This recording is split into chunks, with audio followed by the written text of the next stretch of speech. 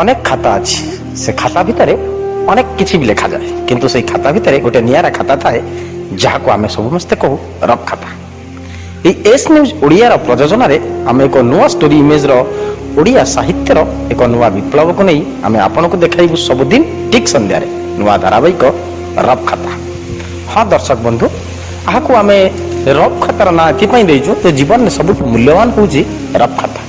कहीं या रफ तो कही पारती किंतु प्रकृत में से खाता जे केते महान आम जीवन में आमर नुआ धारावाहिक रफ खाता देखिले आपण माने जानि परिबे। याको संयोजना करिसेंती अध्यापक प्रफुल्ल साहू आउ एतरे सह संपादिका अछंती प्रगति भुइया आउ प्रयोजक प्रसन्न कुमार दास। एस न्यूज ओडिया रो नुआ प्रयास कवि लेखक और गाल्पिक को नहीं आपण माने देखिबा को जमा भूलिबेनी। आमर स्टोरी इमेज रो ना होउची रफ खाता। नमस्कार दर्शक बंधु, स्टोरी इमेज रफ खाता को आपण मानंगु स्वागत। आज रफ खाता गीत परे कवितार झंकार, गप कहे जीवनर कथा, कविता आणे स्वप्नर जन्मराति, गीत करे मन को विभोर। एसबू को नहीं जो माने आसिचंती दिलीप कुमार साहू, शाश्वत महापात्र, जामिन रंजन महांती, रूपाली। शुभ संध्या दर्शक बंधु, मु पद्मिनी साहू साहित्य मंदिर रु आसी राजा दरबार पहुंची। एबे प्रत्येकटी मनीष पाखे साहित्य साहित्य एक साधना। साहित्य को व्यक्ति बंदी न करी भाषा माटी पानी पवनर कथा कहे। यह ही आजिर वार्ता रफ खातार। जनसेवार अध्यापना एक नियारा प्रतिभार अध्यापक दिलीप साहू। आसंतु शुणिबा तांका गप। नमस्कार, मु दिलीप कुमार साहू। मो गल्पर ना हेउची मणि सहित रंग खेल। नाटी तार मणि नहेले भी मणि परी ता देहर रंग उज्ज्वल। मणि सह भेट हुए +3 प्रथम वर्ष ओडिया विभाग रे। कथा कथा के इंग्राजी कहूतिबा झीटी ओडिया ऑनर्स रखी पढ़ुची भाविले काबा लगे। वेशभूषा चालीचलणी एपरिक नारू लगे अण ओडियाणी। नेपाली परी मुहरे तार पद्म पाखुड़ार गोलापी हसधार। हसुथिले लगे न सरंता कि ता उठरू हसर वर्षा। नुआ करी कॉलेज आसुथिबारु कथबार्ता और हसरे कंजूसी करे मणि। जेतिकी दरकार सेतिकी।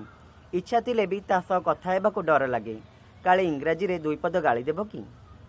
इच्छा हुए ता पाखरे बसी चाहि रहिबाकु ताकु ता हसकु, किंतु मने पड़ी जाए बौर तागिद, देख बाबा कॉलेज जाउछु पाठ पढ़िबाकु। सुंदरी झीलंकटू दूरेई रहिबु, सेमाने काले किमिया जानती, फसई देबे तांको प्रेम फासरे। प्रकृतिस्थ हो जाए। पाठ पढ़ारे मन दौ दौ सरी जाए 3 वर्ष। कॉलेज छाड़ी जीवाक पड़े यूनिवर्सिटी को। सेठी मणि परी चिकचिक करुथिबा मिलंती अनेक तरुणी, किंतु मणि नुह। भारी मने पड़े से आउ तार हस। एमिति यूनिवर्सिटी लॉन रे बसी भाबू भाबू हठात फोन आसे प्रफुल्ल सांकर। स्टोरी इमेज रबिर डाला पर्व निश्चय आसबू, सबू सांगसाथी आसुचंती कही फोन काटी दियंती सार। कथा व्यस्ततारे भूली जाइथिली सार को पचारिबाकू, सार मणि आसीबो तो? भाविली सतरे कौन मणि मने रखिथिबो मते। कॉलेज रे परीक्षा सरीबा परे सांगसाथी होई होली खेलिला बेले मते रंगरे एलर्जी ठंडा हेबो बोली कही मुहरे कपड़ा बांधी घर को पळाइथिला मणि। से पुणी कौन सारंकर अबीर डाला प्रोग्राम रे आसीबो?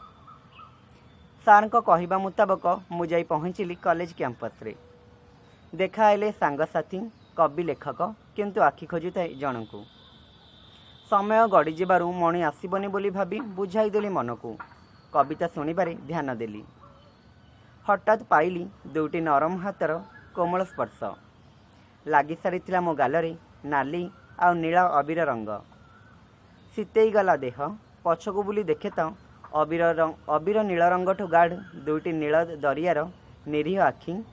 नाली अबीर फिका पड़ जाउथिबा गोलापी रंगरे जुड़ुबुड़ू दुईटी नरम ओठ और मुक्ता झरुथिबा हसरे हसीदे मणि कहला, सॉरी आसबाकू टिके लेट हो गला। नमस्कार। युव गाल्पिक भावे शाश्वत महापात्र वर्तमानर जड़े बलिष्ठ प्रतिभा। आसंतु शुणिबा तांका गप। नमस्कार, मु चौधरी शाश्वत महापात्र। मोर गल्प मातृत्वर स्नेह।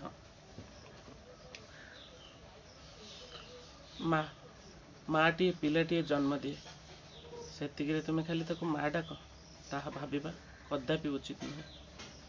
ମା ଶବ୍ଦ ମହାନ। ମାର ଅର୍ଥ ବୁଝିବା ଆମ ପକ୍ଷରେ କେବେ ବି ସମ୍ଭବପର ନୁହେଁ। ମା ମହାନ, ମା ପୃଥିବୀଠାରୁ ବି ବଡ଼। ମା ସ୍ନେହମୟୀ, ମା କରୁଣାମୟୀ, ମା ଉଦାରତା ଭରା ଏକ କମନୀୟ କୋମଳ ହୃଦୟ ଥିବା ଦେବୀ। ପିଲାଟିଏ ଖେଳିଲା ବେଳେ ଯଦି କେବେ ଆଣ୍ଠେଇ ପଡ଼େ ନା, ମାର ହୃଦୟରେ ଶକ୍ତ ଆଘାତଟିଏ ଲାଗିଥାଏ। କିନ୍ତୁ କଷ୍ଟ ତ ପିଲାଟିକୁ ହେବା କଥା। ଏଠି ମାକୁ ଅତ୍ୟନ୍ତ ଯନ୍ତ୍ରଣା ଅନୁଭବ ହୋଇଥାଏ। ମା ଚାହେଁ ମୋ ଦେହରେ ବରଂ ତ୍ରିଶୂଳ ଆଘାତ ହେଉ, କିନ୍ତୁ ମୋ ପିଲା ପାଦରେ ସାମାନ୍ୟତମ କଣ୍ଟାଟିଏ ନ ବାଜୁ। ଆପଣ ଥରେ ଭାବିକି ଦେଖନ୍ତୁ ତ, ମାଟିଏ ତାର ପେଟରେ 10 ମାସ 10 ଦିନ ଧାରଣ କରେ, ଆଉ ଜନ୍ମ ଯନ୍ତ୍ରଣା ସହ୍ୟ କରି ଆମକୁ ଜନ୍ମ ଦେଇଥାଏ। କିନ୍ତୁ ଆମେ ମାକୁ ସୁଖ ଦେବାରେ କୁଣ୍ଠିତ। ଆମକୁ ଦୁଇଟି ମୂଲ୍ୟବାନ ଆଖି ଦେଇଥିବା ଏହି ମା, ଯାହାଦ୍ୱାରା ଆମେ ଏହି ପ୍ରକୃତିକୁ ଉପଭୋଗ କରିପାରୁଛନ୍ତି, ତଥାପି ଏହି ମାକୁ ଆମେ କଷ୍ଟ ଆଉ ଯନ୍ତ୍ରଣା ଦେଇ ଚାଲିଛନ୍ତି। ସେହି ମା ଏତେ କଷ୍ଟ ପାଇ ମଧ୍ୟ ଆମର ଦୀର୍ଘାୟୁ କାମନା କରିଥାଏ। କଥାରେ ଅଛି, ମା କେବେ ଖରାପ ହୋଇନଥାଏ, ପିଲାମାନେ ତାର ଖରାପ ହୋଇଥାନ୍ତି। ସେହି ମାକୁ ଥରେ ମଥାନତ ପ୍ରଣାମ। ଯେଉଁ ମା ପାଇଁ ଏତେ କିଛି କରି ମଧ୍ୟ ନିଜ କଷ୍ଟର କାଣିଚାଏ ଅନୁଶୋଚନା ତାର ମୁଖମଣ୍ଡଳରେ ଦେଖାଯାଇନାହିଁ। ଆଜି ରଫ୍ ଖାତାରେ ଅନନ୍ୟ କବି ପ୍ରତିଭା ଶୈଳବାଳା ମହିଳା ମହାବିଦ୍ୟାଳୟର ରସାୟନର ଅଧ୍ୟାପକ ଜାମିନ ରଞ୍ଜନ ମହାନ୍ତି ତାଙ୍କ କବିତା ପାଠ କରିଛନ୍ତି ପଦ୍ମାବତୀ ବେହେରା। ନମସ୍କାର, ମୁଁ ପଦ୍ମାବତୀ ଷ୍ଟୋରି ଇମେଜର ଆଜିର ପଦକୁ ଆପଣମାନଙ୍କୁ ସ୍ୱାଗତ। ମୁଁ ଆଜି ପଢ଼ୁଛି ଅଧ୍ୟାପକ ଜାମିନୀ ରଞ୍ଜନ ମହାନ୍ତିଙ୍କ କବିତା କରୋନା। କେଜାଣି କାହିଁକି ହଠାତ୍ ଆମେ ପଛକୁ ଫେରି ଚାହିଁଲୁ, ଦେଖିଲୁ ଶୂନ୍ୟତା, କେବଳ ଶୂନ୍ୟତା, ସାମାଜିକ ବନ୍ଧନରୁ ମୁକ୍ତି, ନାହିଁ କୋଳାହଳ ହସଖୁସି। ଜୀବନଯାତ୍ରା ଆପାତତଃ ସ୍ଥିର, ମଝି ସମୁଦ୍ରର ଜଳ ପରି। ଦୁଃଖ ଲାଗେ, ଅଜଣା କଷ୍ଟ ମନକୁ କବଳିତ କରେ, କିଛି ଗୋଟେ ଘଟିବା ଭୟରେ ମନ ଅସ୍ଥିର ହୁଏ। ସତରେ ଏଠାରେ ଏବେ କ'ଣ ଶବକୁ ଛୁଇଁବା ବି ମନା?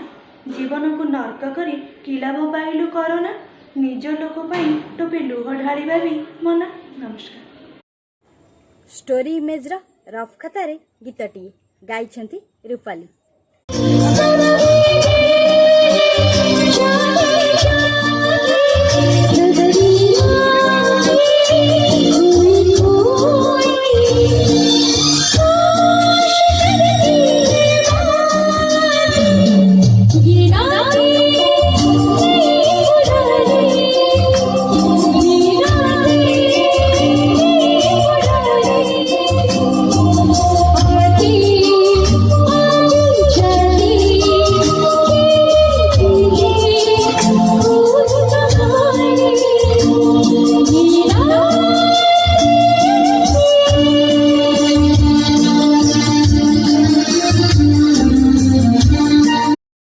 ହଁ ଦର୍ଶକ ବନ୍ଧୁ, ଆମ କାର୍ଯ୍ୟକ୍ରମ ଦେଖିବାକୁ ମୋଟେ ଭୁଲିବେନି।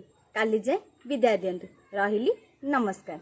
ତେବେ ଆପଣଙ୍କ ମୋବାଇଲରେ କବିତା ହେଉ କି ଗଳ୍ପ ନିଜେ ପଢ଼ି ଆମ ହ୍ୱାଟ୍ସଆପ୍ ନମ୍ବରକୁ ପଠାନ୍ତୁ। ଆମ ହ୍ୱାଟ୍ସଆପ୍ ନମ୍ବର 7504422096। ଆଉ ଥରେ କହିଦେଉଛୁ 7504422096। ଆମ ଯୋଗାଯୋଗ ନମ୍ବର 9337286723। ରଫ୍ ଖାତା।